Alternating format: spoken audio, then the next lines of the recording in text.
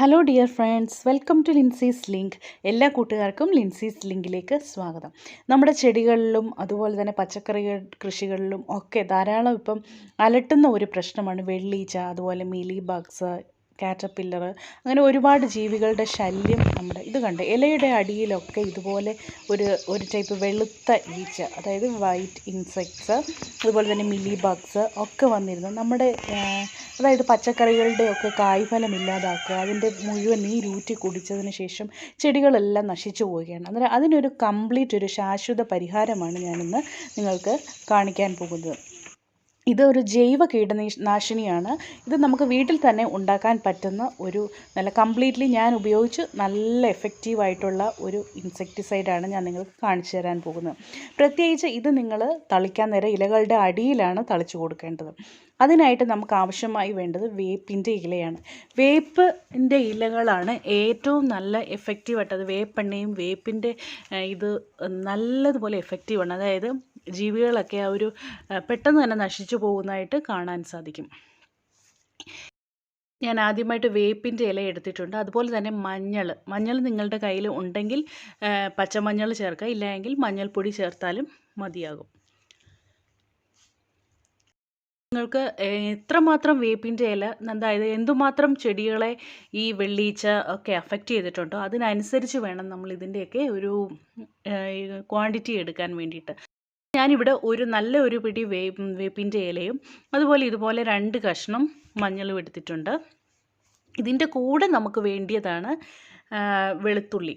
ഇതേപോലെ കുറച്ച് വെളുത്തുള്ളി എടുക്കുക. വെളുത്തുള്ളിയുടെ ആ ഒരു രൂക്ഷമായ ഒരു ഗന്ധം ഈ ജീവികളെയൊക്കെ നമ്മുടെ ചെടിയിൽ നിന്ന് അകറ്റും. അതായത് നമ്മുടെ ചെടികളിൽ ഈ വെള്ളീച്ചയുടെയൊക്കെ ശല്യം തുടങ്ങുന്ന സമയത്ത് തന്നെ നമ്മളിത് തളിച്ചു കൊടുക്കുക. എന്നാൽ മാത്രമേ കംപ്ലീറ്റ് ആയിട്ട് നമുക്ക് അതിൻ്റെ ഒരു ഫലം കിട്ടത്തുള്ളൂ.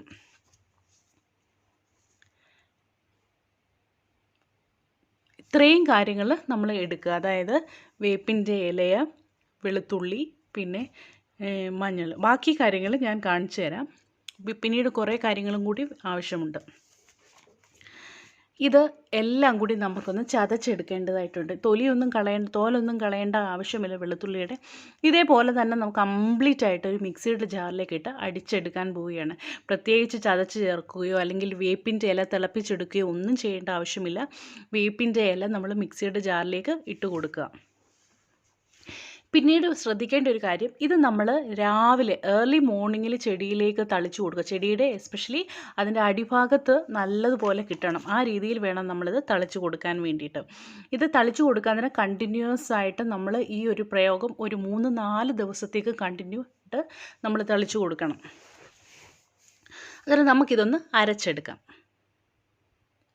വേപ്പിൻ്റെ ഇല ഇട്ടു, അതുപോലെ തന്നെ വെളുത്തുള്ളി, പിന്നെ പച്ചമഞ്ഞൾ ഇല്ല എങ്കിൽ നിങ്ങൾക്കൊരു കാര്യം ചെയ്യാം, മഞ്ഞൾപ്പൊടി 1 ടീസ്പൂൺ ചേർത്താലും മതിയാവും. ഇത്രയും കാര്യങ്ങൾ വെള്ളം ഒഴിച്ച് നമുക്ക് അരച്ചെടുക്കാം.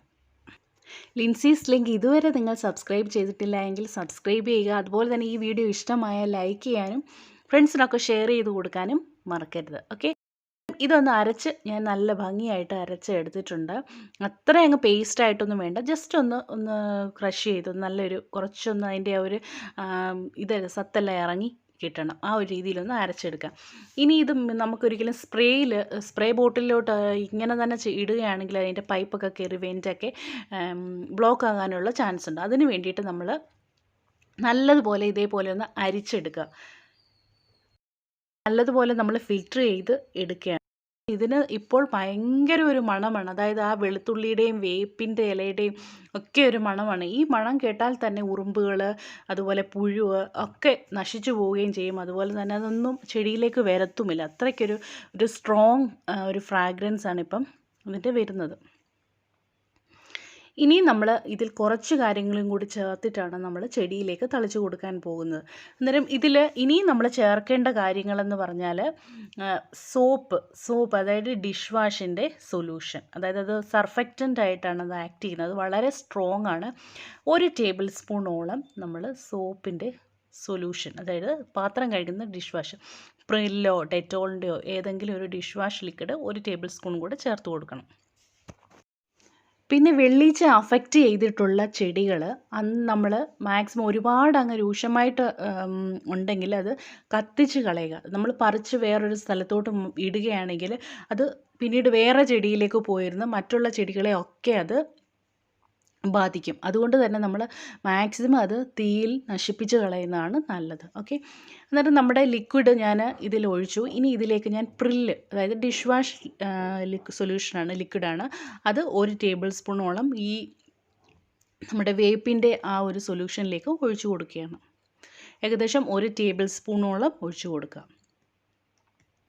ഇതിൻ്റെ കൂടെ ഇനിയും ചേർക്കാൻ പോകുന്നത് കുക്കിംഗ് ഓയിലാണ്. ഏതെങ്കിലും കുക്കിംഗ് ഓയിൽ ചേർത്ത് കൊടുക്കുക. കുക്കിംഗ് ഓയിൽ അതായത് വേപ്പിൻ്റെ എണ്ണയുണ്ടല്ലോ, നീം ഓയിൽ നിങ്ങളുടെ കയ്യിൽ ഇല്ല എങ്കിൽ ഇതുപോലെ ഏതെങ്കിലും കുക്കിംഗ് ഓയിൽ 1 ടേബിൾ സ്പൂൺ ചേർത്ത് കൊടുത്താലും മതിയാകും. ഇത്രയും കാര്യങ്ങൾ ഞാൻ ഒഴിച്ചിട്ടുണ്ട്. ഇനി ഇതിലേക്ക് കുറച്ച് വെള്ളം കൂടെ ഒഴിച്ച് ഞാനൊന്നൊന്ന് ഡൈല്യൂട്ട് ചെയ്യാൻ പോവുകയാണ്.